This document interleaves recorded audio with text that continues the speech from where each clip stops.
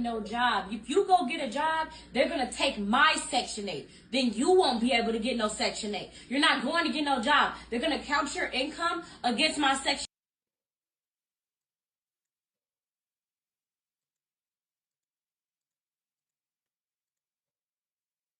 No job. If you go get a job, they're gonna take my Section 8. Then you won't be able to get no Section 8. You're not going to get no job. They're gonna count your income against my Section 8 and my link card. You're not working. No. So I don't care what you gotta say. I don't care how you feel. You're not working. You're not going to get a job. You're not going to school. You're not doing none of that shit. Get on Section 8. Find you a nice apartment. Go get you a link card. You will be fine. You don't have to sit up and work. You don't have to work no job. The government is here to help us. Millionaire thoughts, billionaire dreams. I know niggas who played ball and gave it up for lean. Millionaire thoughts, billionaire dreams, but my account in overdraft, I'm about to scream. Rich man greed, A poor man prayers, every man bleeds. but look how God made us. Too many losses, it's only right that we win. Yeah, I made a promise I'm never gonna lose again. Under the Fair Use Act, these videos are for information and educational purposes, and I do not own the rights to any of these videos that are shown. All rights reserved to the original content creators. Yo, what's going on? It's your boy SL550, and this is the Never Gonna Lose Again podcast, man. Thank y'all for tapping in. Before we start, make sure you like, share, and subscribe to the channel. Help your boy on the road to monetization. Let's get it, man. Today, man, we're going to talk about a few things, man, surrounding these KINGS Rallies, Chicago and the mayor and all the drama they got in Chicago. And allegedly, they had somebody as they had somebody as a police officer who just is absurd that this even is a thing. So we're gonna get into that too. Yo, some of the stuff that's going on, man, is just crazy, bro. The government obviously still shut down, of course. Mike Johnson has an interview, I believe, on ABC, one of them, and kind of just, already stuff that he already broke down about what the Democratic Party is proposing to the, changes that they put in the One Big Beautiful Bill against, Medicaid and the healthcare and other things, and also Section 8, a lot of these people out here are going crazy about the changes that Trump made to Section 8, and they losing their mind about it. So we're going to watch a few videos on that and talk about it. So let's get into it, man. So this first video is my guy, RJ Talks TV. Make sure y'all go tap in with him. Breaking down this, just how much of a bust these KINGS Rallies were, and a little more. Let's get into it. It is Monday, October 20th, and the nationwide billionaire-funded No Kings protests have ended. Close to $300 million spent on marketing organization for nothing. The media trying to spin this as a victory, a turning point for America. Far from it. Brand new polling out today showing President Trump's popularity surging, net job approval up, and the vast majority of Americans blaming Democrats, not the president, for the government shutdown. A big political question is, who is getting blamed? CNN chief data analyst Harry Enton is here.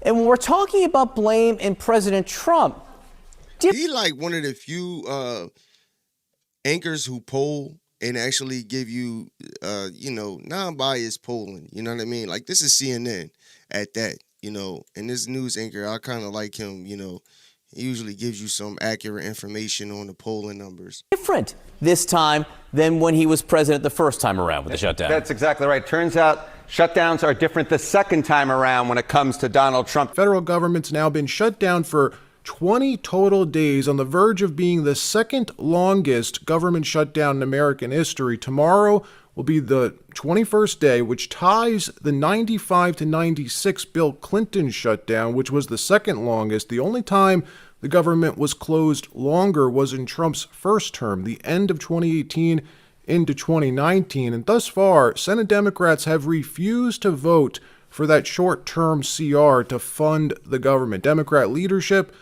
demanding an additional $1.5 trillion in spending to restore Medicaid for illegal aliens and to reverse the cuts DOJ made to USAID, all of which not going to happen. Republicans will not do that. President Trump will not.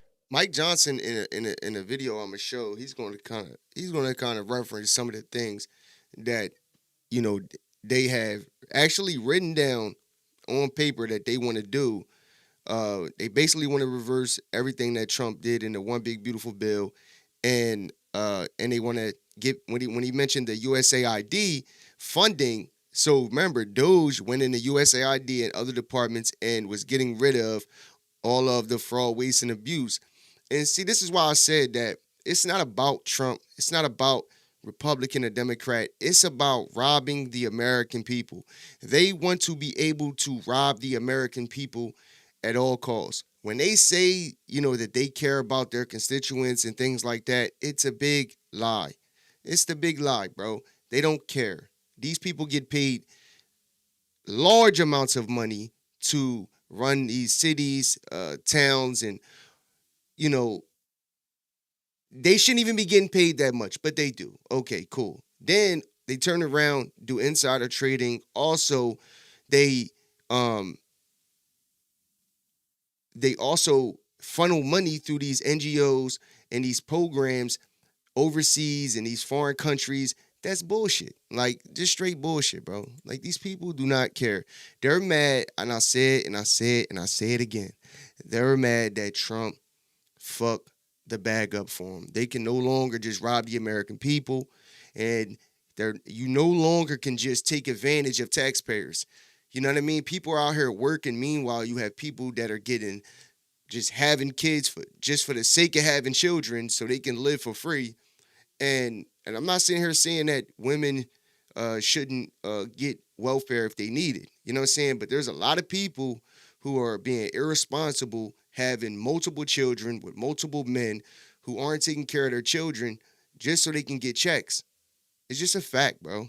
You know what I mean? And then he's holding people accountable, bro. But we'll get into that. Let's get into it. Not do that. Reporting from the Hill suggesting that Schumer and Jeffries, they've been waiting for two things: the end of the No Kings protests and the new polling after these protests wrapped up, presumably to see how much more momentum the public has for Dems to keep the shutdown going. And if they've been successful in convincing the public that Trump is to blame for this shutdown, well, it looks like they failed on both fronts. Brand new polling showing the majority of Americans want the government open, and they blame Democrats, not the president. Watch. Shutdowns are different the second time around when it comes to Donald Trump. Take a look here. You know, we speak about Donald Trump shutdowns, net approval rating. We're talking 20 days into it. In 2018/2019, Donald Trump's net approval rating was already falling.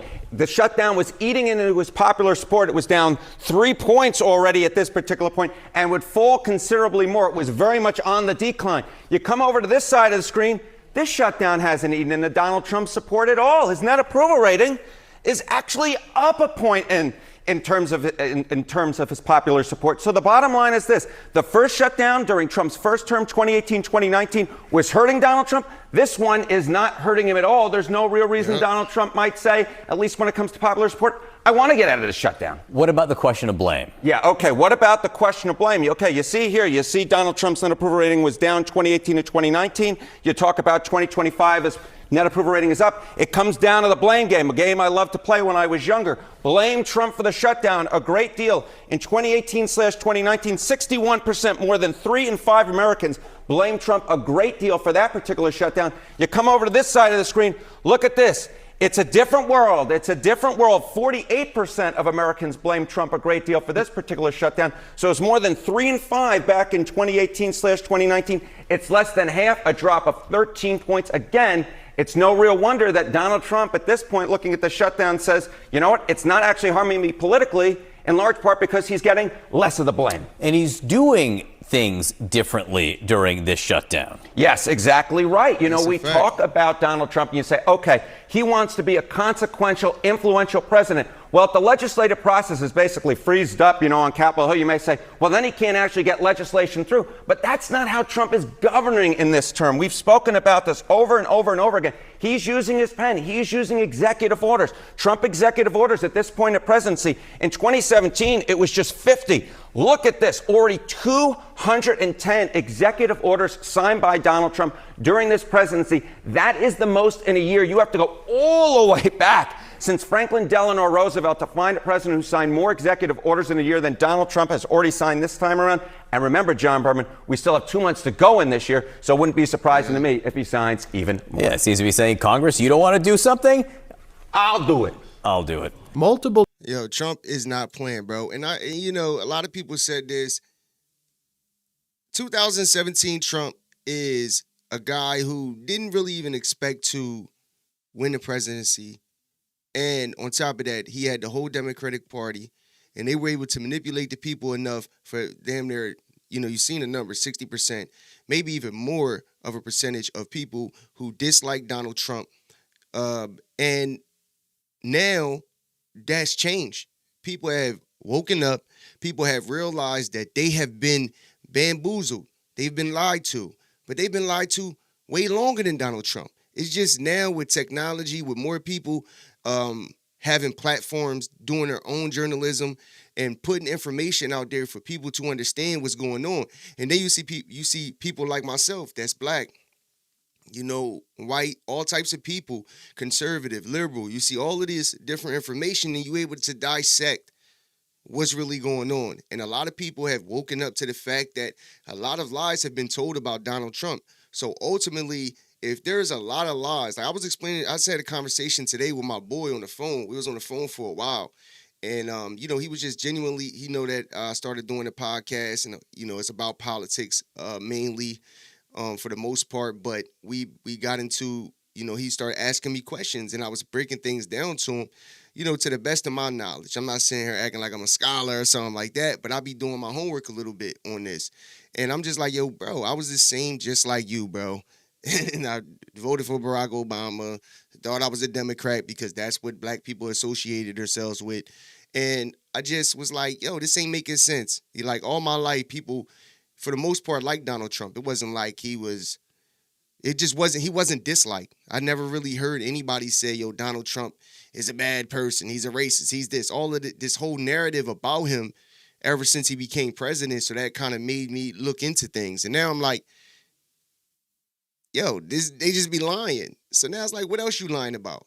And then now you got Elon in the beginning, they might have a little spat, whatever, but Elon still exposed a lot of shit with USAID and these other departments of how much taxpayer money these people are really funneling through NGOs and these different fake programs that it's so much corruption going on in the government. And they want you to care about racism. They want you as a black person to feel like you're oppressed. like, bro, they got you thinking about the dumbest shit in the world. Meanwhile, Donald Trump has been really the most transparent president ever that since I've been alive, you know what I'm saying, that I've seen, who have said things that I've watched at his rally. Everything that he's doing now, up to this point, he has said that he was going to do at the rallies. Literally everything. The only thing that he wasn't able to really stop yet was the Ukraine-Russia war. The Israel-Hamas thing is kind of like, there's still some stuff going on with that, but it's supposed to be some peace happening with that. But you see him trying to make peace with these wars, and you see him trying to hold Americans accountable who can work and who can add to the economy and all of these different things. But I just don't see what he's doing wrong. I just think they fucked with the wrong dude. And he's very smart. He knows the game. And more importantly, he had 4 years to sit back and analyze things and then have the comeback of the century. And then on top of that, he knows their game, bro. It can't use the same playbook no more. They can't, cry racism, white supremacy, Nazi shit. People ain't, man, that shit old. You still saying that? People not rolling with that shit no more, man. Democrat senators now messaging that they plan to vote yay to reopen the government this week. Democrat Senator Mark Kelly of Arizona, who's been voting no, said this morning we should be able to wrap this up this week. White House economic advisor Kevin Hassett telling CNBC this morning that they've been assured enough moderate Democrats will change their votes this week, that it was just bad optics, he says, for Democrats to open the government before the No Kings rally wrapped up. Unbelievable. Watch. Well, first of all, the president has been very active throughout this process, but it's also his position that this is a thing that the Senate needs to work out. A lot of our friends in the Senate have said that it was just bad optics for Democrats to open the government before the No Kings rally, and that now there's a shot that this week things will come together and very quickly the moderate Democrats will move forward and get us an open government, at which point we could negotiate whatever policies they want to negotiate with regular order. Now, I was very pleased to see that my friend Senator Shaheen from New Hampshire. Bro, just think about that, bro. People out here possibly, people aren't getting paid. The first of the month coming up, people depending on them food stamps and certain things, right? These certain programs, they playing with people. They playing with people's livelihood, bruh, on the hopes that these weak-ass protests were going to create some type of hate towards Donald Trump. Bro, I seen a clip of Donald Trump, and he said, who was it? It was with Marie, I forget her last name, Barrios or something like that, from Fox, right? I think she's on Fox. Anyway, he did an interview with her, and he said, Trump derangement syndrome. He's like, in the beginning, and I've said this, he said in the beginning, it was funny. Like, it was a joke. Like, people having Trump derangement syndrome, like, it was just a joke. It was funny, right? They had a little commercial about it. You know what I mean? Like, bro, people really have TDS, bro.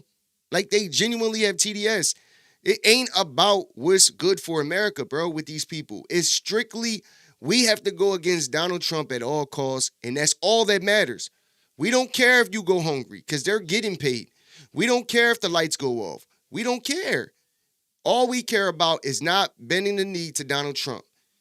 When they don't understand that the number one solution that will help the Democratic Party is to work with Donald Trump. Outside of that, they have nothing going. Nothing. They have no representation. Jasmine Crockett, Hakeem Jeffries, like all of the AOC, come on, this is the best that they can do. These people are the best of the Democratic Party. Come on, it's a joke, bro. It's a joke, and it's not hard to see, bro, and that's why people woke up and overwhelmingly voted for Donald Trump in this last election, because they think people stupid. They really genuinely, bro, come on, bro. A very sound-minded Democrat came out and supported opening the government on Friday, so it means that there's sort of cracks in the Schumer armor. I think the Schumer shutdown is likely to end sometime this week, but I can tell you that if the story that we've been basically hearing from moderates that, look, we just can't do it in front of the No Kings rally, if that ends up not being true, then I think that the White House is going to have to look very closely, along with Russ Vought, at stronger measures that we could take to bring them to the table. Which means if Democrats do vote to fund the government this week, it's fair to say then they did all of this, for nothing. They got absolutely nothing out of it, and it exposed just how weak the opposition really is. The Dem Party's dark money NGO network rolling out this highly coordinated color revolution style display across the country on Saturday, using the same tactics that we've seen in other color revolutions over the years, only this time it was a giant flop. Almost $300 million spent on marketing and organization to produce a single day of old white liberals gathering across the country. Take the No Kings rally in Atlanta on Saturday, a city where black people represent the largest demographic, yet 95% of the crowd at this rally on Saturday were white retirees. Almost no youthful leftists or Antifa militants present. Instead, what they're calling Grandtifa, grandmas against fascism. Hey, yeah, and just because they're grandmas, folks, it doesn't mean that they're sweet and innocent. Watch. recently with Charlie Kirk being assassinated. It's a piece of garbage. Of course we were mean. I am so tired of people saying, oh, but, it's a terrible thing. No, Hitler is dead. I'm glad Hitler's dead. Something that I've heard in interviewing Republicans is that they're concerned with the health care going to undocumented immigrants. What would you say about that? I don't know that it's true. This is how, bro. Everybody deserves health care, and we can certainly afford it in this country. Think about this, bro. Think about what she just said. She said, I don't think that that's true, which means she's out here protesting against some shit. She don't even know what she's just there. You know why? Because these people are being paid, bro. They're being paid to be there. Most of these people don't know why they're there. It's like, all they know is I'm a Democrat. Oh, and you're going to pay me to go out here and yell and talk about some dumb shit? Like, yeah, like when you own a fixed income and you need some extra bread, you know what I mean, to do some whatever you're trying to do, of course all of these motherfuckers is going to come out there and protest for some money. You know what I mean? It's free cheese. Like, bro, these people don't care. Then she says, our country everyone deserves health care. Our country certainly can afford it. Bitch, we $37 trillion in debt. The fuck you talking about we can afford it? Bitch, we can't afford nothing. Fuck, like, bro, these people are stupid, bro.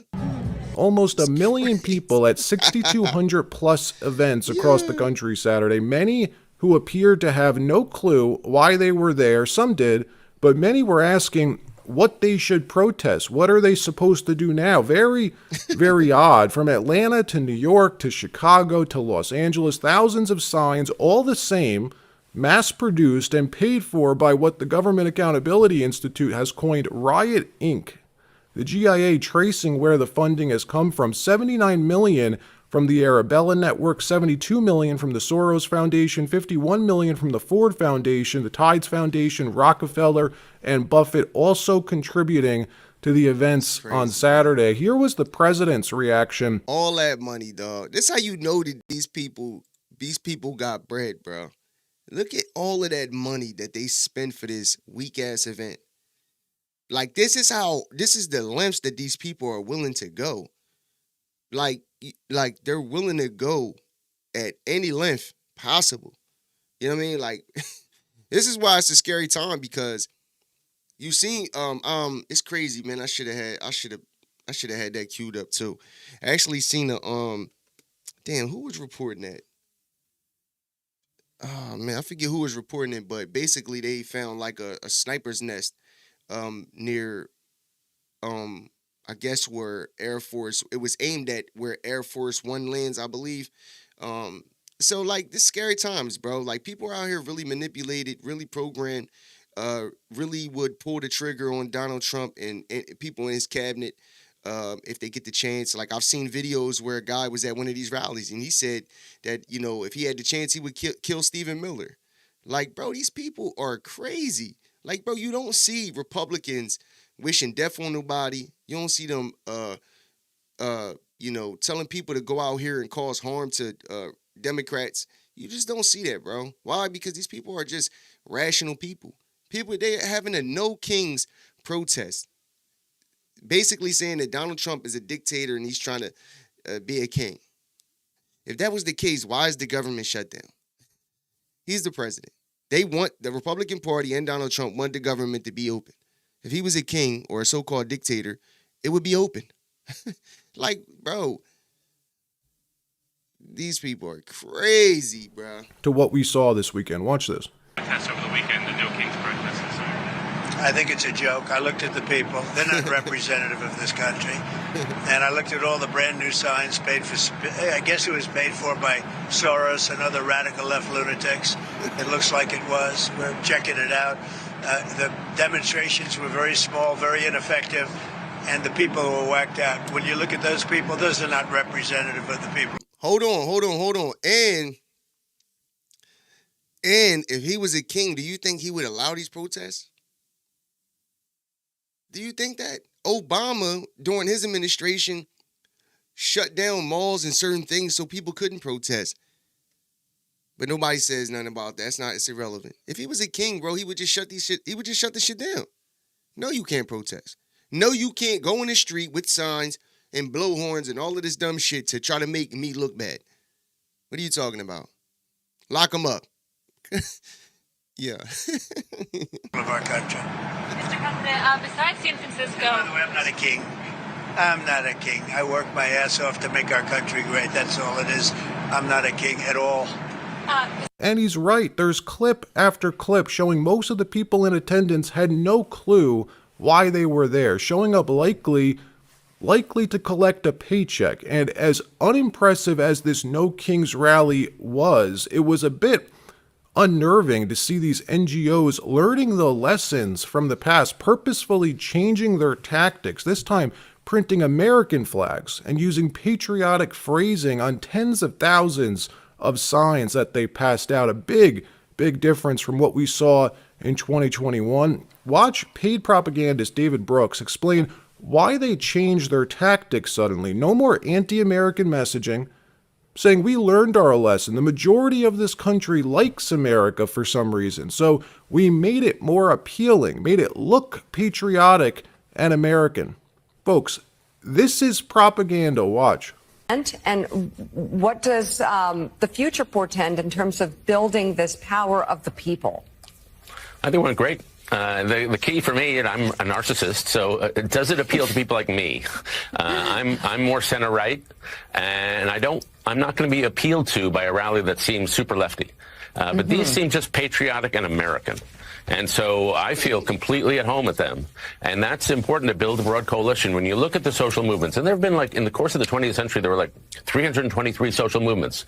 An authoritarian, maybe democratically elected, tried to concentrate power. So what happens is all the people in civic society rise up, the teachers, the students, the workers, the military in some cases. And so that's what we need.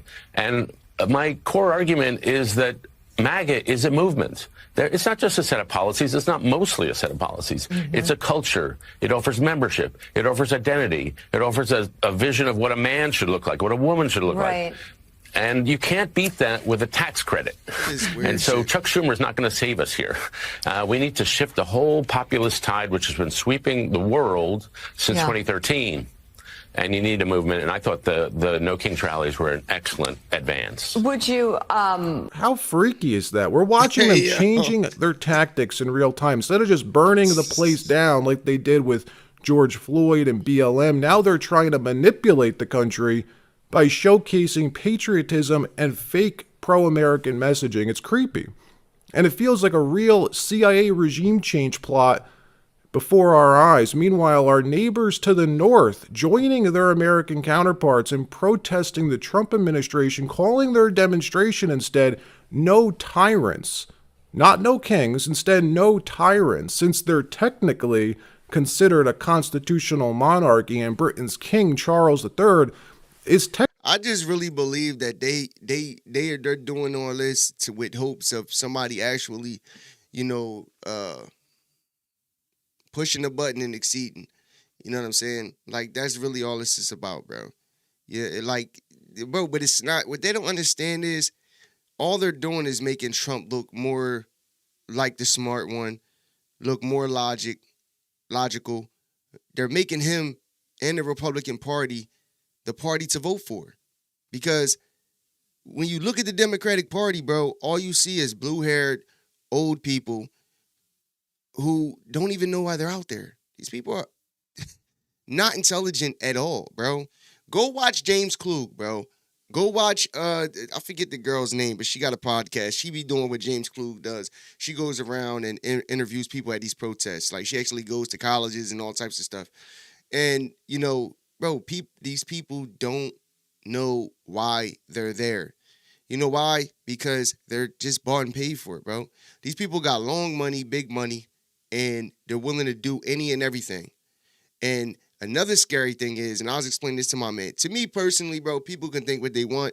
It's conspiracy, whatever. I believe the Democratic Party, not just them, but I believe the government in general, but mainly the Democratic Party, had parts in why COVID happened, right? Why 9/11 happened. It's, between war and all of these things, bro, the fact that, these politicians are willing to sacrifice American lives for the sake of their agenda is crazy. and these rich people, you know? Yo, go watch Obama. I had it on one of my videos. I played Obama when he was on the pivot, and on that same video, I played another clip of him when he was in office, talking about the pandemic, talking about a possible pandemic.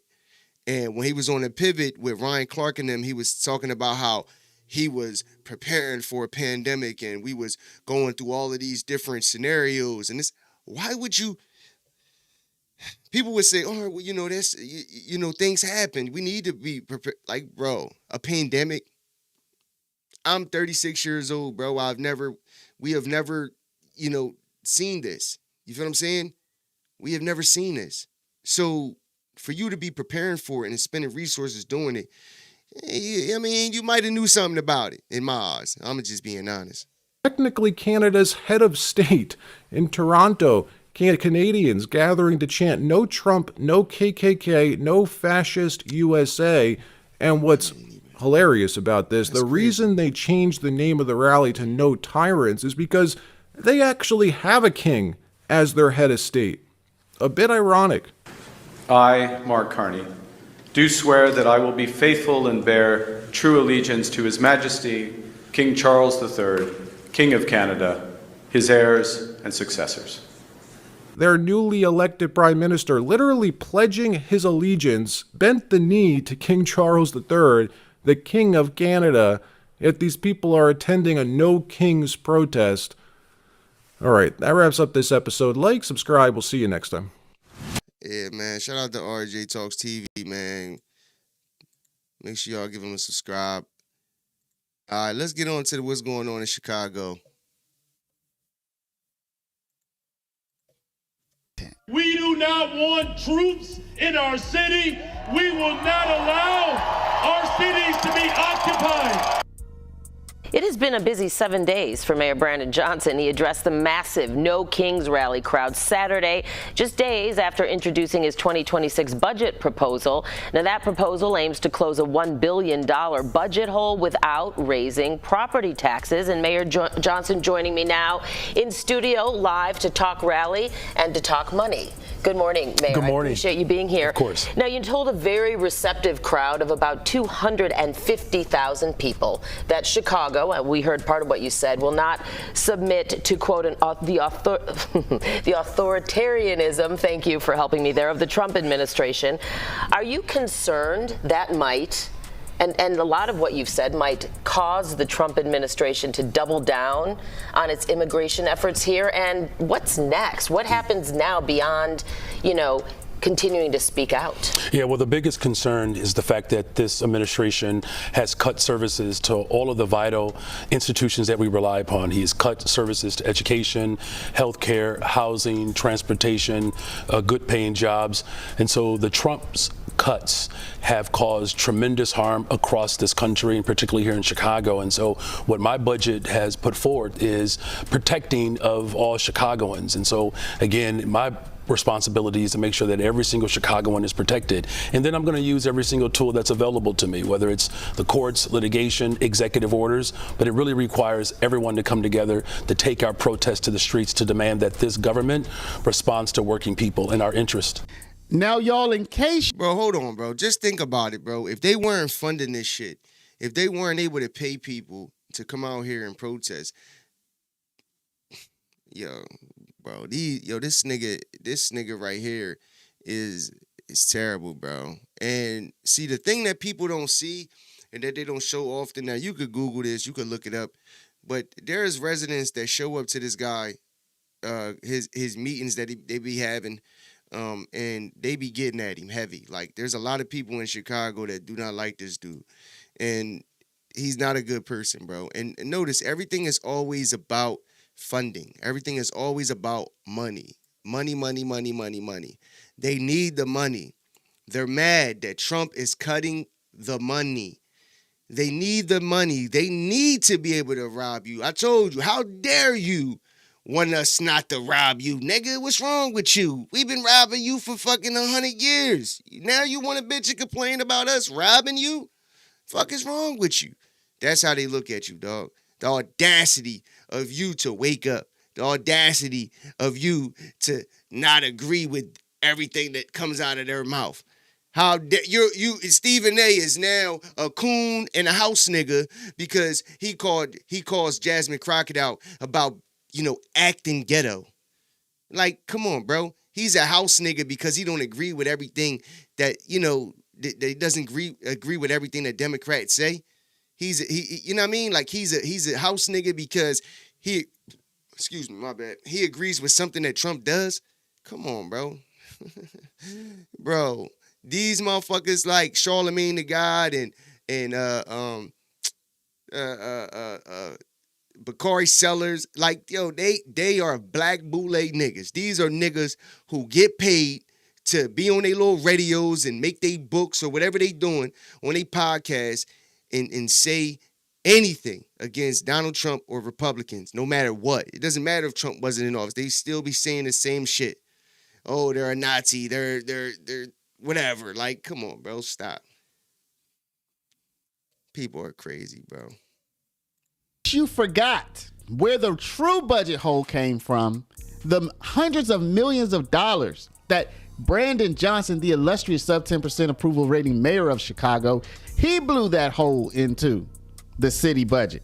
Take a look. Now to NBC5 investigates, which for months has followed the money trail tied to Chicago's migrant mission. Total spending now tops more than $400 million. Now, despite the creation of a city spending website, it's still not exactly clear where all of that money has gone.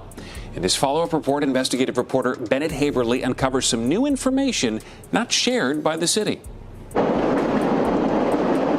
Consider these numbers. More than 6,000 people still live in city-run migrant shelters. That means costs are still adding up. Since August of 2022, the city of Chicago has spent more than $400 million, according to the city's spending website. Nearly $253 million went to one private company, Kansas-based Favorite Healthcare Staffing, which staffs the shelters. Another $76 million went to Equitable Social Solutions. Now, y'all, that report was from a year ago. So that doesn't include the money that Chicago spent over the past year. That was a year ago that they had already spent $400 million. At this point, it's $800 million. So the illustrious sub 10% approval rating mayor would have you think that Trump is the reason that his city is broke, but it's actually him. This is a president who, if somebody pushes back, he sometimes pushes back even harder. So are you concerned about that? And what would you just say to some people who believe that maybe the city and the state should work with the feds in some way? Well, look, it's very clear that this administration does not adhere to the constitutional values that the framers established. Every single court case that we have taken forward, the courts have ruled in our favor. Here's the bottom line, is that this president has stepped outside of the parameters of the Constitution. And as he pushes, it's important that working people push back. And then the final thing is we have worked with the federal government before when it comes to coordination of getting illegal guns off the streets of Chicago, like the ATF working with. Well, who was in office when you was working with the federal government? When he make these claims, who was in office? Joe Biden, the nigga that was sleeping that had dementia? Come on, bro. Yo, bro. Our local law enforcement, but he cut the ATF budget. I guarantee you, bro, this is why, I respect, some people. I respect people like Candace Owens and, Brandon Liam and, RJ Talks. Like, these dudes really, even my guy Barry Cunningham. I got to start playing his videos on my joint, too, man. He's one of the guys I watched a lot and learned a lot from. But, these guys really, have the time and really are fully 100% invested in the podcast. Not saying I'm not. I'm just saying that I also work and have other stuff coming. And, I haven't got the channel to that point yet where I can. But anyway, these dudes really investigate these things and really go into depth and really find the numbers and see the corruption and show you firsthand. And this is the reason why I came to the conclusion that I came to when I voted for Donald Trump, is because I was able to see, the bullshit. And you see these numbers and you see that, why is, and it's crazy because I showed this before where they were saying that I think it was upwards of 60 to 70% of all tax money goes to social programs like welfare. You know what I mean? So you look at that and you say, okay, so we're spending most of the taxpayers' resources on, you know, these programs. So you could respect Donald Trump for saying, yo, we got to take these, we got to make it to where illegal immigrants can't get none of this money. This needs to go to Americans, right? So people out here fighting for these illegal immigrants who are here illegally, taking resources from you, goofy, you fucking goofy. This is why I hate talking, especially black people, because I'm black, bro. I hate talking to just ignorant black people who just don't even know what you're talking about. You know what I mean? He's taking able-bodied people off of welfare, meaning if you're a woman with no kids and don't need welfare and you could go to work just like everybody else who's working, right? Who's giving you the luxuries that you have. No, take your monkey ass to work. Same thing with niggas. Niggas out here broken, popped, and living off welfare can go to work just like me and you. But they choosing to stay on welfare and soak up the resources that could be going to somebody else who actually needs it. Like, bro, fuck out of here, man.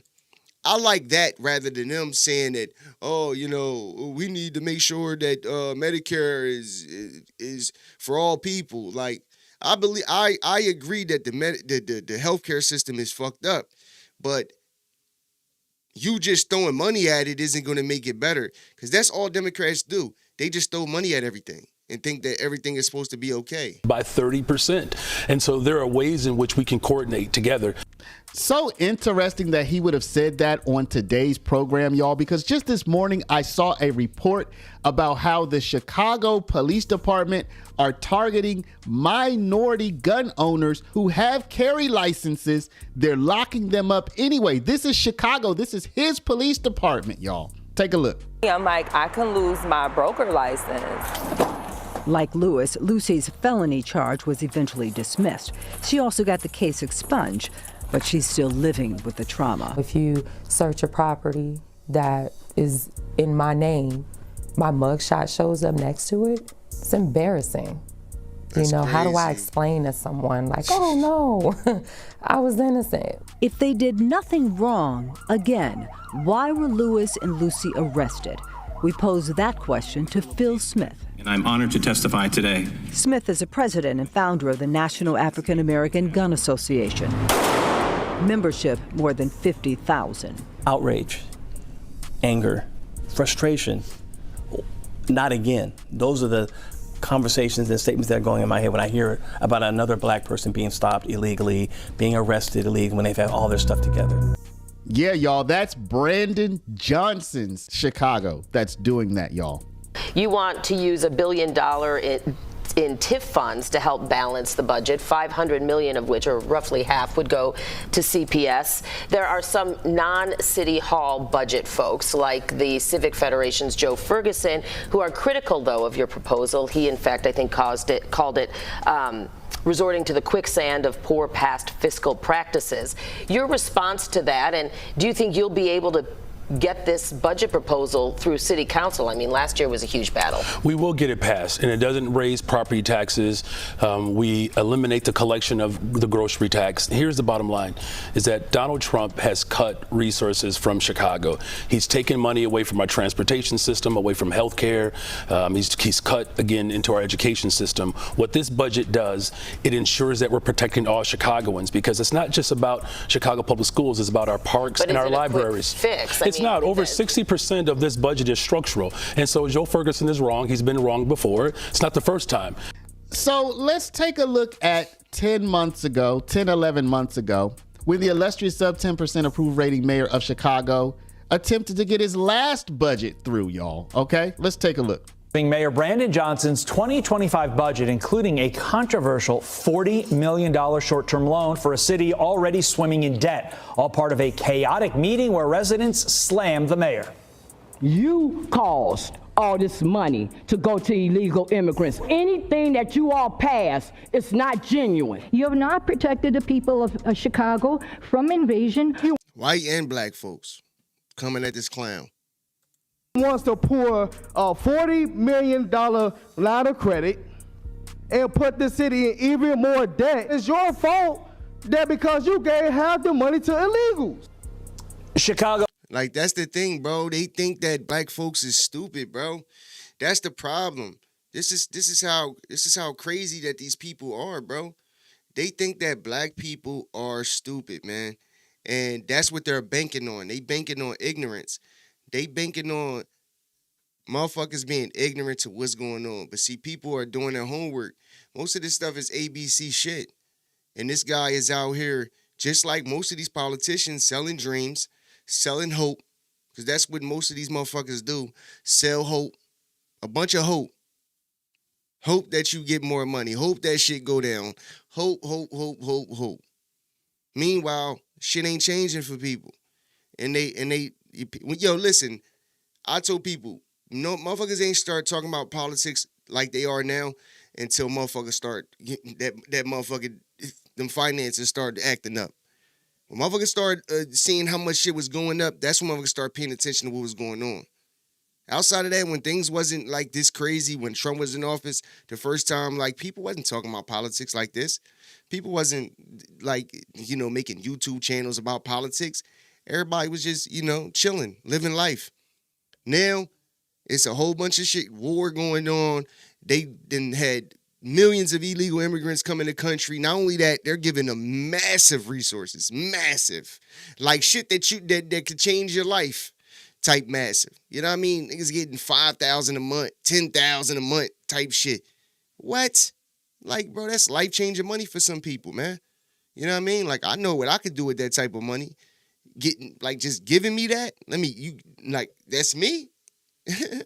Like, giving motherfuckers loans, letting them start businesses, giving them driver's license. Just giving. Meanwhile, we gotta bust our ass or either stay poor. Like, how does that make sense? And how is black, that's why when I see black people that aren't like these Chicagoans right here, upset, mad about what's going on, this how I know you ignorant. This how I know you don't know what's going on.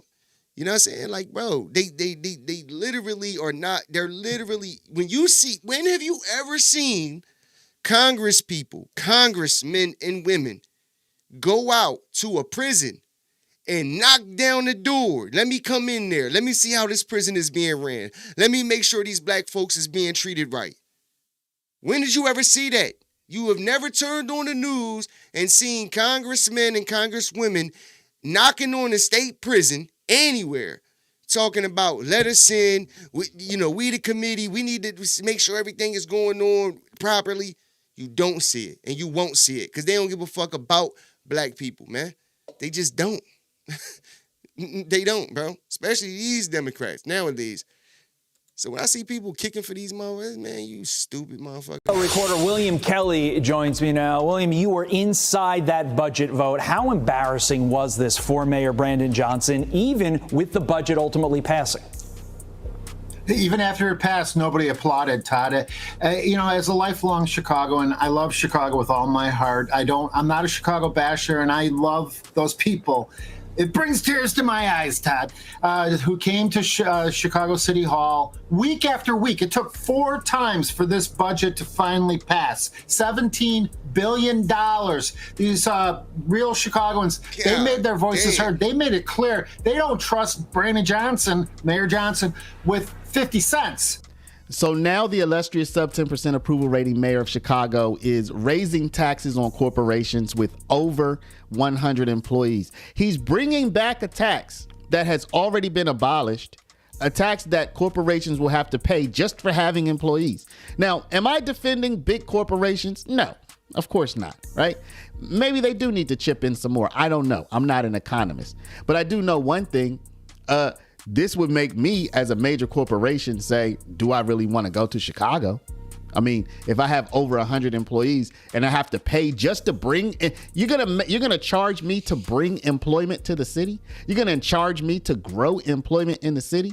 Better be a daggone good city. And you know what? Chicago is. It's an excellent city. But it also better be a city with excellent leadership, not illustrious sub 10% leadership, if you know what I mean. Let's talk about the head tax. You're proposing the corporate head tax, which I know you've rebranded, but it would be $21 per employee in companies over 100 employees. That's almost 4 times what it was when Mayor Rahm Emanuel scrapped it. Are you concerned about a business community pushback and also about a fight in City Hall over that one item. 97% of businesses will not be impacted by this. We're talking about 3% of our larger corporations. But here's what it funds. It ensures that we're providing mental and behavioral health care services for our police officers. It ensures that domestic violence survivors are supported. It ensures that young people have opportunities for good paying jobs. It actually invests in CVI, our community violence intervention workers, particularly at a time in which we have seen the greatest decline in homicides and shootings in over 60 years, right? And so my commitment is to make sure that we're not going backwards when it comes to these investments to ensure that we can build the safest, most affordable big city in America. And I don't believe that's an unreasonable expectation to challenge the ultra rich, the very people who received the biggest tax breaks from Donald Trump, to put more skin in the game so that we can continue to build safe and affordable communities. Some people, man, I'm gonna end it with that video. But you know what's funny, that they always say, projection is real, man. I've been saying this for a while, and I say that because they project. Like, bro, all of them take advantage of tax breaks. Every single one of them politicians have an accountant who makes sure that when, it comes down for them to pay taxes, they take advantage of it as much as they can. They use that lame line. That's why Donald Trump killed them when he, debated Hillary Clinton and said, well, yeah, of course I take advantage of tax breaks. Of course. Why wouldn't I? It's what you're supposed to do. I didn't create the tax code. I just take advantage of it as a business. And he said, they won't change it. And he was like, change it. If it's a problem, if it's a problem for you, then change it. But you won't, because you take advantage of it and your donors take advantage of it. So it's fake, bro. It's all fake. It's projection. They want to make you believe that because you're successful, you're a bad person, bro. So don't become a millionaire or a billionaire. Don't create nothing. Don't create jobs. Don't boost the economy, because if you do, you're a bad guy. You're a bad woman. You know what I'm saying? You don't deserve tax breaks. You deserve to get taxed more, even though you pay the most of taxes anyway. Like, bro, all they care about is taxes, bro. Taxes. Do you believe at one point in time, bro, we didn't pay taxes, bro? We didn't pay income tax, bro. Like, I asked my man that. He said, yo, I ain't know that. Like, bro, it's a lot of things that we didn't know, bro. That's why it's time to start getting some information on this shit. You know what I mean? Like, they raping us, bro, and they been doing it. Republican, Democrat. So I tell people, man, stop being slaves to this shit, bro. It's bigger shit going on, man. It's bigger ideas that need to be fed and that could be, beneficial to us as Americans. But instead, you worrying about LGBTQ rights, men playing in women's sports, illegal immigrants, all this dumb shit that don't mean nothing. And they don't even care about it. Honestly, they just want you to care about it. They want you to go in the streets and protest and do all of their dirty work while they sit in their little plush offices and their, $250,000 homes and shit like that. And they living life while they got you out here doing their dirty work. Anyway,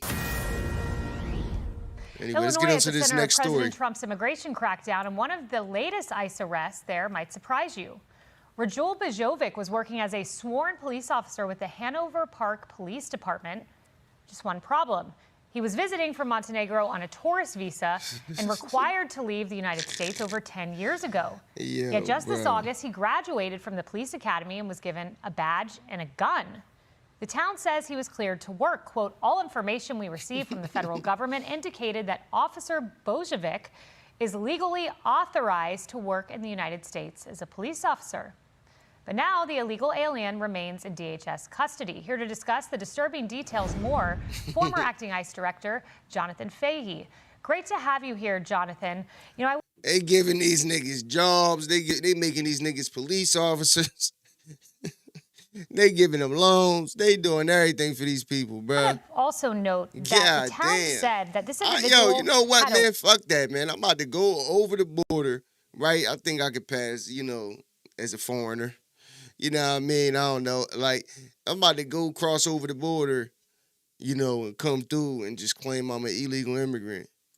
Work authorization cash card in and then go back issued home. by the federal government. Not only did he have this card from U.S. Citizenship and Immigration Services, the card was valid and recently renewed, and he also passed a background check. How does this happen? I'm highly skeptical of what the town is saying on this because we know in Illinois they are basically full-on pro illegal immigrants. And remember, this is J.D. Pritzker signed a bill, I believe it was July of 2023, allowing non-citizens to be police officers. Amazingly enough, that you would have even non-citizens being police officers. But they knew this type of thing would happen. We know how Chicago, we know how Illinois treats illegal aliens, which is typically the same or better than American citizens. So I find it skeptical that there was any serious vetting. But it's a real problem that we would even have a system where non-citizens could be police officers. Exactly. But J.D. Pritzker, again, signed this into law because they always put illegal aliens and non-citizens ahead of citizens. You know, Jonathan, I also want to note, we've Just covered on think this program about that, multiple bro. times the Des Moines County Super. Bro, just think about that. They made a law where undocumented immigrants can be police officers. Bro, did these motherfuckers get a badge? They could pull people over. They could carry a weapon. Bro, do you know how much of a risk and danger that is to the national security, bro, of the United States of America? Yo, bro, that's wild. Superintendent, who was also here illegally. We have his picture. We'll pull it up. And while you address that matter, I also want to scroll his history of criminal conduct. You know, in this case, they said that they were deceived. They don't assert that the federal government said he could be here. But how many of these individuals do you think are working in police departments and teaching our students? I think there are an awful lot of them because that's also a school system which, again, was pro-illegal immigrant and doing everything they can probably to not find out, or even if they knew, they looked the other way. So I think there's a lot of them out there, and it's really shameful because, again, these jobs, one, should be for Americans, but also people that we should have good enough vetting, particularly for law enforcement, to make sure we have people legally here, and they really should be citizens. It's utter nonsense. And it's, like again, not people, even nothing to think about. Pritzker, other people try to blur the lines between illegal aliens and citizens all the time, and this is just another example of that. Yeah, I want to play a clip from Pritzker. He seems to have more of a problem with American citizens like Stephen Miller than some of these illegal immigrants in his town. Let's listen to this. The people who serve for the president, including all the way down to ICE agents, can be held accountable when there's a change of administration. Stephen Miller is clearly ordering people to break the law. So, you know, he should know that, yeah, it may be 3 years from now that he is held accountable, but make sure, I think it's important for them to know that whatever they do now, it's not like we're going to forget. So Pritzker wants to arrest like a threat to me. Now? That's a threat. Yeah, exactly. He's basically threatening Stephen Miller and other people if they continue doing their job, which is enforcing federal law, federal immigration law. He's going to find a way to harm them. So it really is, you know, threatening them. Again, the people that are putting their lives on the line, these ICE agents, putting them at greater danger and threatening to arrest them for doing their job. You really can't think of many examples in American history where a governor is standing in the way of federal law being enforced to this degree, and it really shows not only a lot sort of bad things about J.D. Pritzker, but where the Democratic Party is, because he wants to be the Democratic nominee for president, so he knows he has to be so radical on this issue, but not only favoring illegal immigration at every level, but also to harm the people trying to enforce it. And it's just really staggering if you think about it. But again, what he is doing and what Brandon Johnson is doing is really skirting the line of alien harboring and other types of things. Yep, law-abiding Americans. He wants to go after them. Thank you, Jonathan Fahey. Hey everyone, I'm Emily Campagno. Catch me and my co-host Can't Harris make this Faulkner. shit up, bro. They hiring illegal immigrants, bro. Anyway, man, I got 2 more videos I want to play. Let's get into it.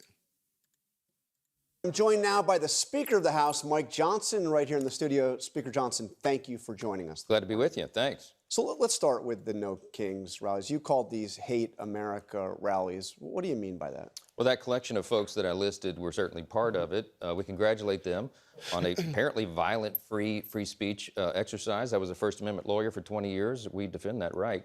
But the irony of the message is pretty clear for everyone. If President Trump was a king, the government would be open right now. If President Trump was a king, they would not have been able to engage in that free speech exercise out on the mall, by the way, which was open because President Trump hasn't closed it. In the last shutdown, 2013 era, President Obama closed the National Mall, it closed all the national parks, didn't allow people to engage in all this. So, I mean, they needed a stunt, they needed a show.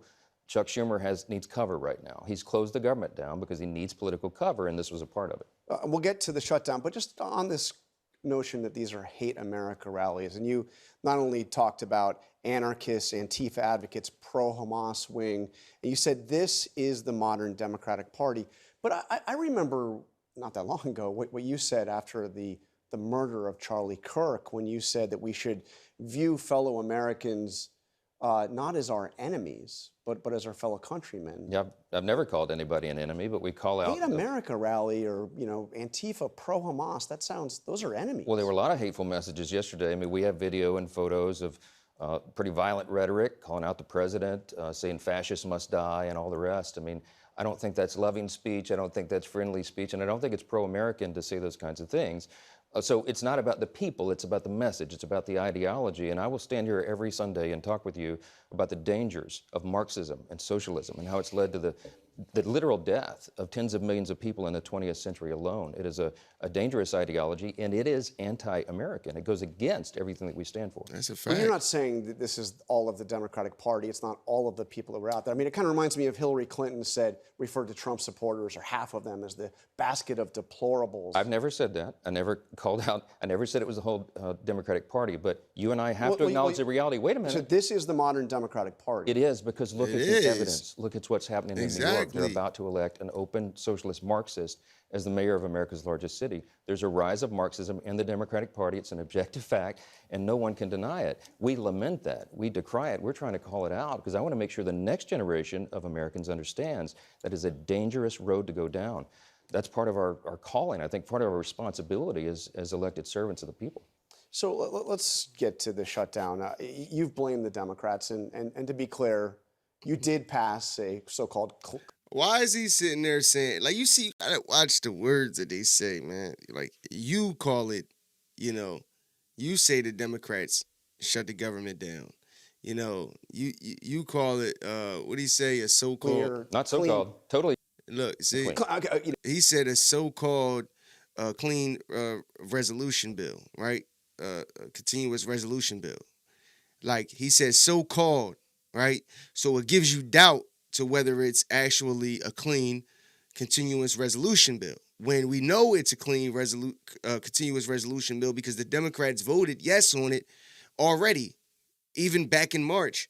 So the things that these, anchors on ABC, CNN, and them, they play funny. That's why I'm actually shocked that, they even run them poll numbers in Trump's favor on CNN, when they have a lot of biased anchors and stuff like that. Keep the government funded for 7 months. They refused to vote for that, most of them, because they want to hold out for, for the Obamacare subsidies. Well, no, we filed a clean CR, 24 pages in length, keep the lights on. They filed a dirty CR. What's in it? They want to reinstate free health care paid for by taxpayers to illegal aliens. That's $200 billion as part of it.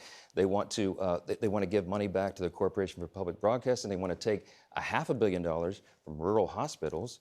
And they want to engage in all sorts of spending on foreign projects around the globe. That is actually on paper. That's their kind of proposal. We can't do that. Listen to what he just said. He said this. He gave you, in short, the facts on what they want to do, what their counter proposal is, and he said this isn't just his opinion. This is fact. This was on paper. He's telling you that this was on paperwork. That this is what their counter offer was. $1 trillion between putting money in Medicare for illegal immigrants and, all of these bullshit programs and shit that they've been doing through USAID. Okay, so... Yo, this shit's crazy, bro. The Democrats... They literally got this shit shut down. Did not vote for the clean funding bill. They have chosen to shut the government down to fight for the health care and the other items you mentioned. But let me ask you, why, as this is going on, why is the House not in session? Well, first of all, we're fighting for health care as well, not just in word, but in deed. We put it in the one big beautiful bill, the Working Families Tax Cut. Listen to Real what he's reforms saying. to Medicaid to make it work better, to preserve the program, because we had illegal aliens receiving benefits. We had young, able-bodied men who are not working. They don't have dependents. They were riding the wagon. We cleaned that up in our bill. In their counterproposal, what Chuck Schumer is arguing for. So hold on, he's trying to cut him off because what he's saying is actual facts. He said we're taking illegal immigrants off of, Medicaid and welfare programs. Also, we're taking able-bodied men, he said men, but I believe women too, who don't have dependents, meaning children, off of, welfare and these social programs. Meaning they're holding American citizens accountable, saying like, listen, dog, the time of you just being a broke fucking loser in America, not adding no value to the system, is over. It's over. You know what I mean? Like, and I don't see nothing wrong with it. Even the whole changes to, after your kids turn 7 and start going to school, pretty much. After your kids start going to school, you have to go work. He's holding people accountable. He's actually making people more productive, whether they want to accept it or not. These motherfuckers are lazy bums who just want to eat off the backs of people like me and you who are out here busting our asses working. You feel me? When you see that motherfucking check and that shit say they took $400 out your joint, where you think that's going? That's going to the bum ass motherfucker down the street who ain't worth shit, who just smoke crack all day and get free food and free everything, rent $38. Meanwhile, you paying $1,600 a month. Fuck out of here, dog. Like, listen, bro, I don't see nothing wrong with it. I see him holding people accountable, making niggas wake up, making niggas get off the fucking couch.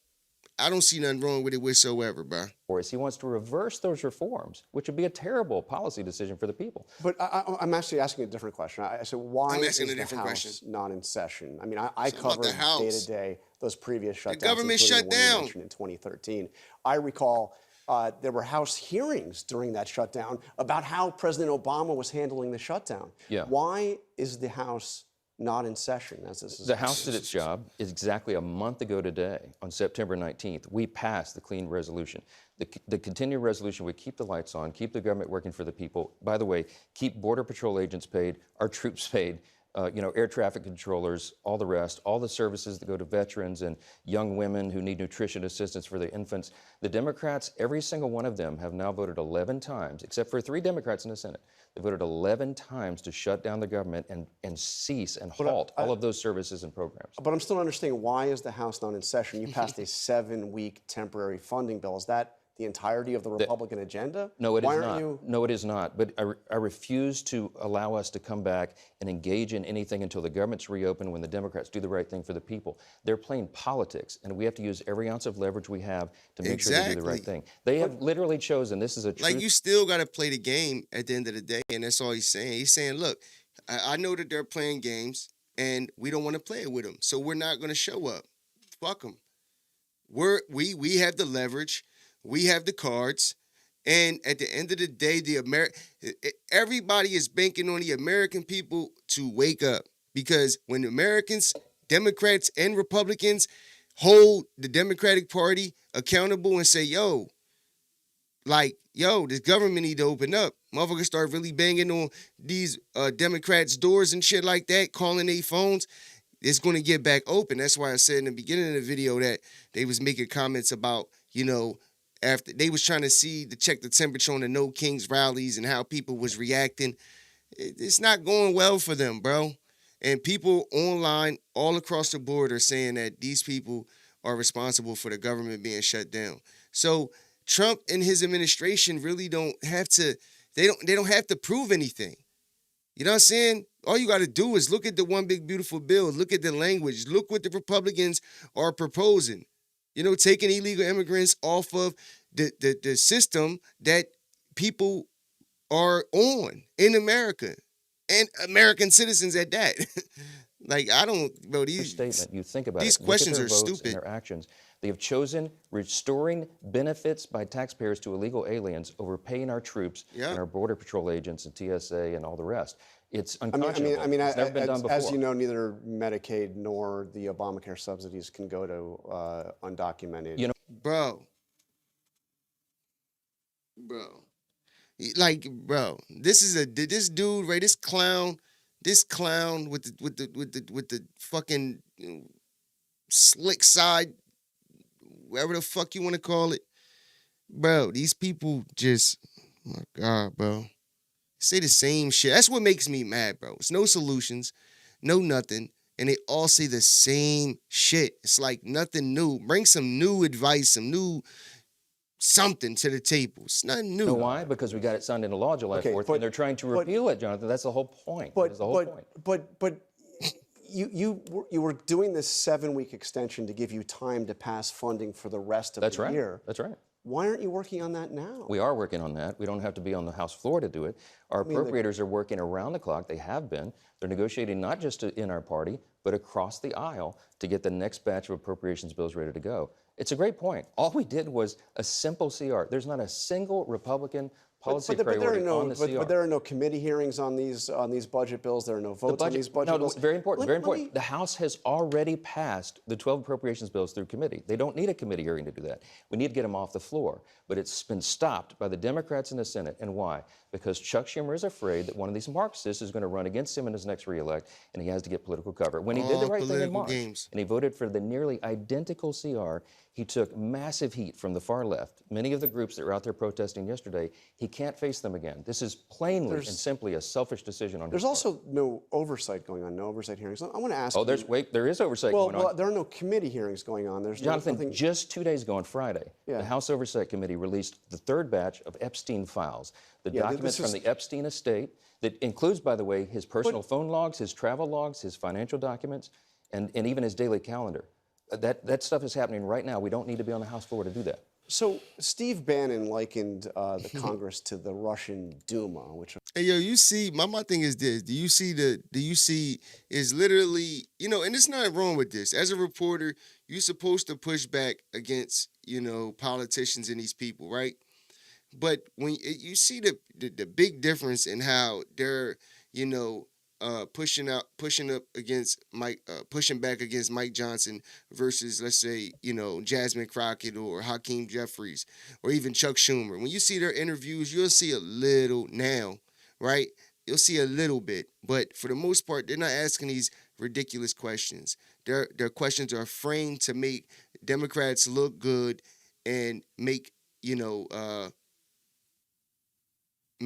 Republicans look bad, and that's all it's about for them.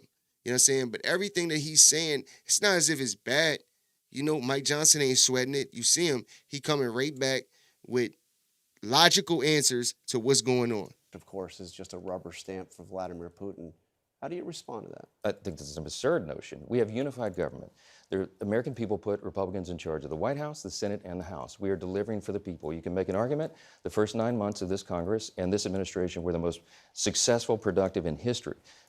Think of it. Think of the split screen, what's happening right now. President Trump and Republicans reduced taxes, reduced regulations to get the economy going again, ending the crime crisis, ended the border crisis. He's resolving wars and conflicts around the globe. What have Democrats done? They shut the government down. But oversight. I mean, I never really hear you raise critical questions of anything that President Trump is doing. Do you, at least in private, raise issues with yes, this is what unified government looks like. The president and I talk unified government sometimes doesn't mean multiple you're all in times every day. lockstep. Sometimes, Congress is still a check on the executive branch. Congress is more than a check on the executive branch. We're the Article I body in the Constitution. Yeah. We have a preeminent responsibility, and I take that seriously. A lifelong constitutional attorney and somebody who's been a jealous advocate of it. The president and I talked all the time about policies and decisions and all of that. We do that behind closed doors because that's what party leaders do when you're in the same party. It's called unified government. The reason why would he get out there? Why would Mike Johnson get out there and criticize Trump on things that he might be doing or he might disagree with? If he disagree, he's going to go to Trump personally and they're going to talk about it. It may be conversations that they did have had good outcomes ultimately, but we just don't know about it because, you know, you just don't do that, especially in your party. Like, my whole thing is the Democrats are more locked and step than anybody. You know what I mean? On dumb shit that don't make no sense at that.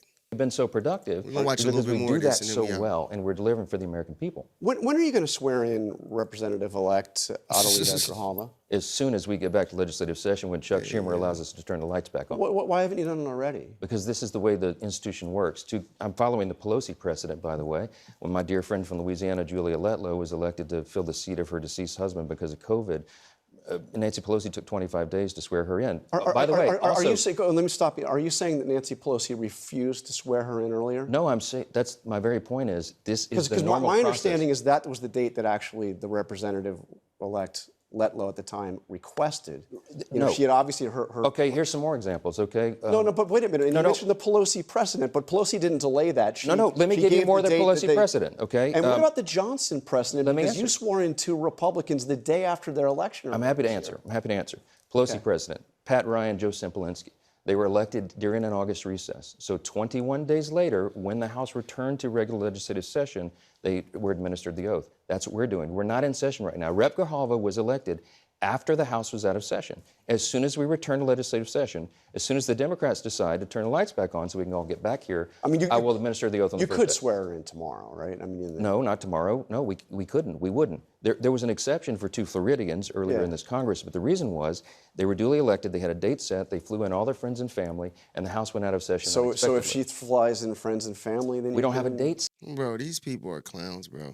There's real issues going on. They talking about swearing a clown in. Like, who cares, bro? Like, bro, these people are straight clowns, bro. This whole shit is just clown world, bro. It's a circus. Anyway, man, you know, you seen the joint in the beginning. That was an old video. I seen it a while ago. I might have even played it on a previous video, but I just truly do not care. I wanted to play it because it was funny, and it's really not funny at the same time, man. Like, in the intro, you seen the black woman telling her son that you're not getting a job. You're not working. Son, you can't be a productive member of society. I need you to be a bum. I need you to sit on the couch. I need you not to work and be a man. You feel me? I need you not to be able to take care of your kids on your own. I need you dependent on the government, son. What are you talking about? Sit back and let the government take care of you, son. Clown world shit, bro. This is what's going on. This is what's going on. People are upset because Trump is changing shit around to where he's holding people accountable, men and women. Let's get into it.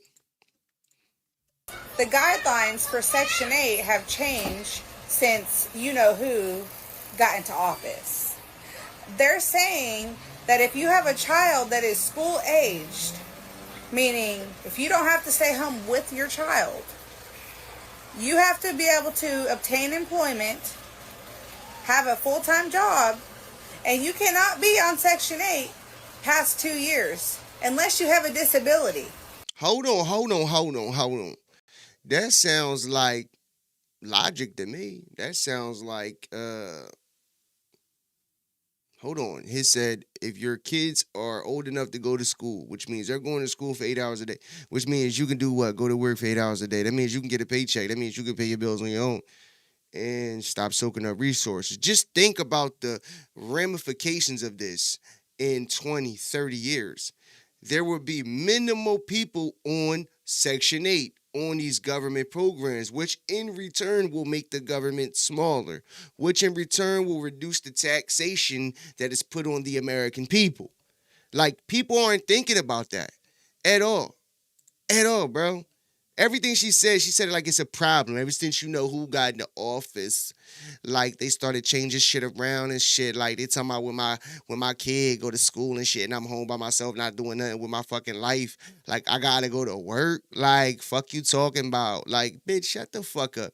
Get your fat ass off the couch. Stop eating ho-hos, and go to work. You heard? You fucking nut. Can you believe that? Y'all want to know why I can't work? I can't work because I have kids. Look at this clown world shit. I can't work because I have kids. Bitch, I got 3 kids and I have to work. You fucking whore. God. Not that I don't want to work. I want to work. No, you I don't. want a job. No, you don't. I want a routine. No, you don't. But I have kids and no support system. Who problem is that? That sound like a personal problem to me. That sound like you can't keep a man, sweetie. You feel me? That mean the people that you going around and you searching for and you like, oh, he fine, girl, let me get that. And you just let niggas run up in them guts. You giving it up, letting niggas get a nut all on your butt, and then they out on you because you're dumb. You're stupid. You feel me? I guarantee you she got 3 baby dads, 2 of them in jail, you know, 1 of them a bum. You know, like, bro, these people kill me. That's your problem. Nobody told you to go have kids with nut-ass niggas. You feel me? Like, they didn't. Nobody said, yo, you should go get with that nut-ass nigga right there, the one that's a bum who keep going in and out of jail. Go get him and you have kids with him. Nobody said do that. You did. So that sounds like your problem. I got 9 kids. And I want to know why they. Now look, to her defense, right? She looked like her ankles is a little shot, and she probably looked like you know she can't walk very well. So I'm gonna give her. She got 9 kids. They done put her through some shit. Them kids done put her through some shit. Them legs ain't right. Them ankles ain't right. You see, you know what I mean? She should have more support on them things, to be honest with you. But I'm going to give her a pass. She can go ahead and go bitch about some assistance. She need it. I done been waiting. I done did my application. Mm-hmm. And I got 3 handicapped babies. I need to know why my food stamps ain't no. And she got 3 handicapped babies. You feel me? So go ahead and go give her what she, you know what I mean? But she need to go take some of that cash assistance and stop playing with that wig. That thing, what is that? Why so sharp, too? Like, goddamn, like that shit look crazy. She went in there and said, let me get the number 9. 7 different baby daddies. Man, get the fuck out of here. What? Did you? Hold on. What? Yeah, 7 different baby daddies. I heard it. You heard it right? She didn't even know how to get that shit out. What? What? You stupid man. Yo, crazy. 7 baby daddies. 7 kids. She just letting everybody hit. God damn. I can't believe she even said this. Oh my goodness. And I do receive $3,000 in EBT food stamps. All right, I gotta replay this again Bro, because oh I don't even know. Bro, the level of just not caring. She just doesn't care. She is proud to be a mother of 7 with 7 niggas. Just think about that. When the niggas come get the kids. Oh my goodness. Just imagine 7 niggas at the crib like, yo, I'm coming to pick up Tony, Jerry, Daheem, Damu. 7 of these niggas. They probably homies. They all probably kick it. Yo, my God, bro. Like, you can't. is this real? Like, I'm just letting the video. Let's say it one more time. 7 kids, 7 different baby daddies. She has 7 kids and 7 different baby daddies, right? And listen, at the end of the day, people, you're free to make whatever decisions you want in this life. People, you're free to make, it doesn't even matter. But seriously, how bizarre is that situation when we're talking about, so many people within America needing these funding, needing these, support programs. And Trump has started to cut so many of these programs from the United States. And, people are furious. So many people are mad. And there are actually people out here who need this support, who actually need this programming. And to see, I don't know. I mean, I'm sure she needs it. However, some of the decisions that she's decided to make is just like, it's blowing my mind right now. And I'm not like sending any kind of craziness. I'm not like trying to ridicule her. First of all, for her to be dependent on, like, for you to be broke and dependent on the government with 7 grown-ass men who could be giving you money for your children is crazy. But you know what it is? I'll say out of the 7, at least 3 of them take care of their kids. And the other 4 probably ain't shit. I'm just being honest. Or maybe all 7 of them take care of their kids. I don't even want to put that on homies, right? So just think about that. She getting $3,000 a month. $3,000 a month. 1,000 to feed these nappy-headed motherfucking kids. And she got 7 niggas that she could call and be like, yo, Damu needs some sneaks. I need some money to get my nails done. Bro, these bitches is birds. Big bird. This is what you call big bird. Sesame Street. Goofy. Dummy. Savage. Oh my God. I'm just saying, I don't even know if this video is even real. It sounds like it's real. Or, you know, something crazy, but I don't even know what to say. And even like for this video right here, like I don't even know if people are like, you know, do they want to work or do they just not want to work and want to, they don't like, want to work. You know, have like free assistance and live off of the government or whatever the case. I don't know. Don't get me wrong. People genuinely need support. And, you know, I'm sure she's got kids and her kids got to be, you know, she probably has little kids maybe. She didn't say. Bro, shut your clown ass up, bro. I wanted to play it because he was a clown. Anyway, shut your stupid ass up, dog. She told you, like, stop trying to make excuses for these bitches, man. I mean, excuse my language, dog, but come on, bro. She sat there and told you that, you know, when her kids become of age, she's going to have time because her kids are going to school, so she can work. That was the reason why they're doing it. Like, bro, these people crazy, though. Say that, but I don't know, y'all. This is crazy. But Trump is cutting so many people's government assistance, food stamps, Section 8, welfare, you know, Medicaid, and all these different things. He's cutting so many of these things, and it's, you know, it is genuinely like devastating to a lot of people's lives. Yes, while there are people who take advantage of the system, there are a lot of people in the world who actually need the support. And, you know, probably can't even get it now because of these policies. But I got more videos in here. They're going to blow your mind, y'all. I don't even know. Like, it's crazy. Hit the like button. Hit the subscribe button as well for more great content like this. Let's get to the rest of the video. Hello, everybody. Berkeley with Rental Household here. So, I don't know if you guys know or if you've seen, but Trump is going to make Section 8 now a 2-year program. And he's giving everybody 30 to 90 days or 30 to 60 days. I think it's 30 to 90 to GTFO, basically. So buckle up. Buckle up. It's been 7 days since I lost my food stamps. So I have not been able to afford groceries. I didn't get my cash assistance for this month. Section 8 didn't pay my rent yesterday. So now I have to come up with $1,100 that I don't have. Okay. First of all, her teeth is sharp as shit, and she blowing my shit just talking. Anyway, the part that they not telling you is why, right? Why are they choosing you? If you're a female, you have children, and you're getting some type of assistance, whether it's Section 8 or food stamps, why are they cutting it? Are your kids 19 and it's 17 and 16, and that's why they're cutting it? Is that why? Because you could take your monkey ass to work, you lazy female? Like, is that the reason? Why? Tell us why, though. I hate when people say these stories and they try to start GoFundMe pages so people can give them some free money and shit and feel bad for them. Man, I don't feel bad for you. $100. Where am I going to come up with that? I don't have a job. I'm not looking for a job. I'm not going to get a job. I've never had a job. I'm not going to do it now. So why would I feel bad for you then, you goofy? Why would I ever feel bad for you? Like, seriously. I hope the dad gets the kids, and I hope you become exactly what you need to become. Homeless. You homeless person. Okay. I have been on welfare benefits for 13 years. And now look how they brag about it. They decide they want to put a time limit on this. Yes. It has been 13 years. Thank you. All right, my spidey senses. First of all, I'm done with these videos already because I'm about to end the show.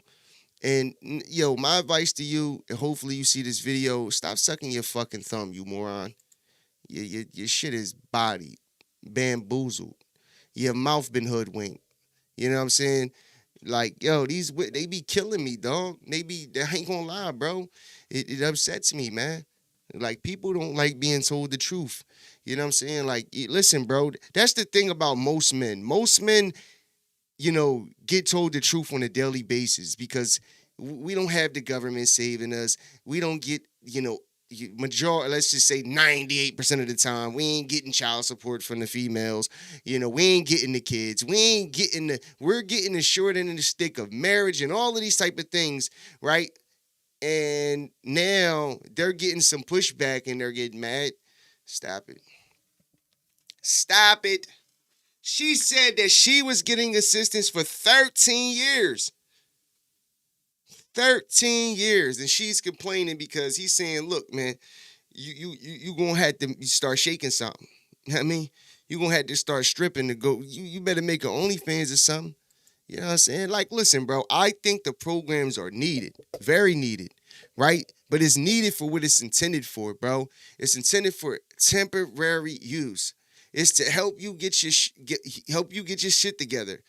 And it's crazy because I remember when I was fucked up and I was homeless, I was trying to get some assistance. Yo, this Spanish lady, she was gonna help me get a crib. I said, look, I just need help getting the crib.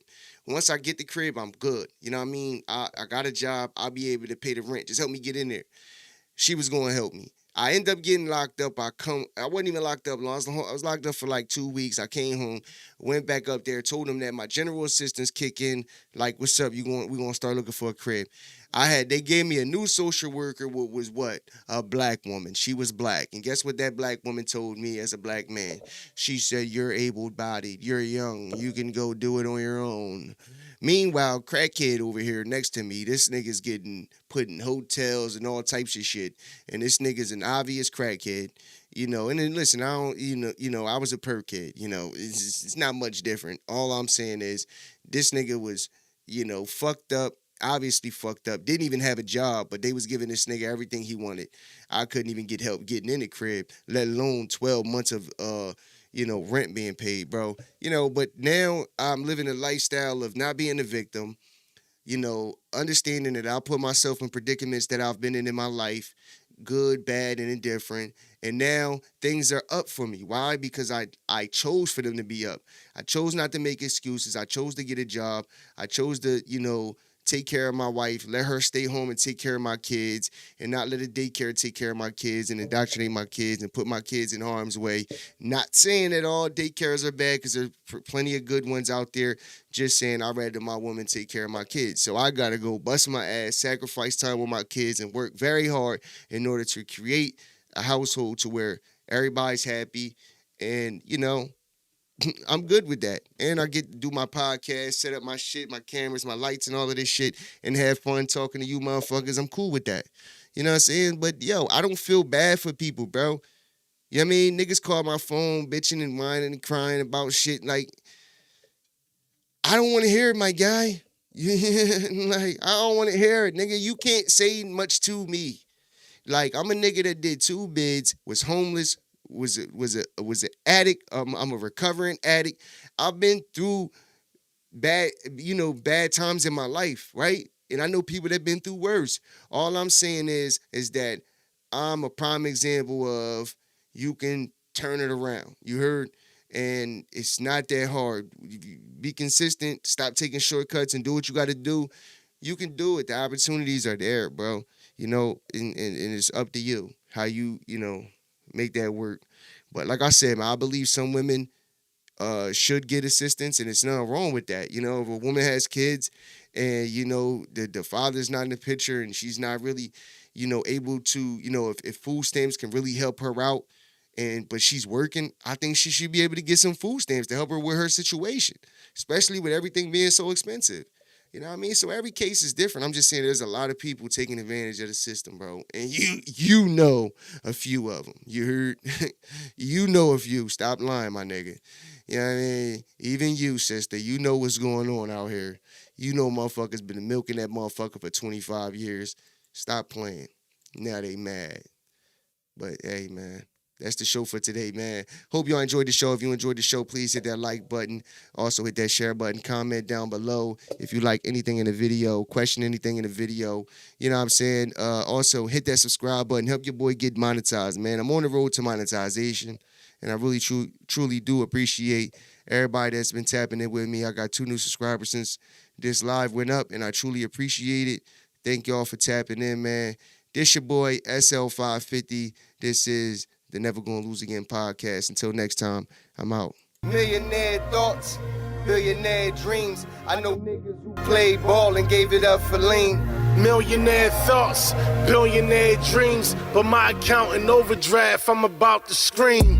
Rich man greed, a poor man prayers. Every man bleeds, but look how God made us. Too many losses, it's only right that we win. Yeah, I made a promise I'm never gonna lose again.